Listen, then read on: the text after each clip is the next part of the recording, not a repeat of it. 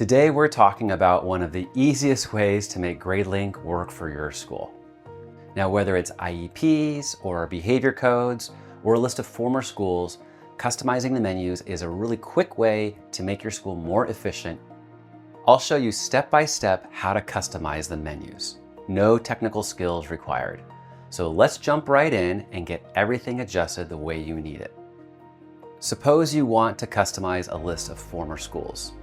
Go to Students, Admin, Coding, then select Former Schools. Type in the school's name and press Save. And that's it. Customizing drop-down menus in Gradelink is quick and easy. It helps you streamline your workflow and keep everything organized. Whether former schools, behavior codes, it's just a few clicks away. Thanks for watching and happy customizing.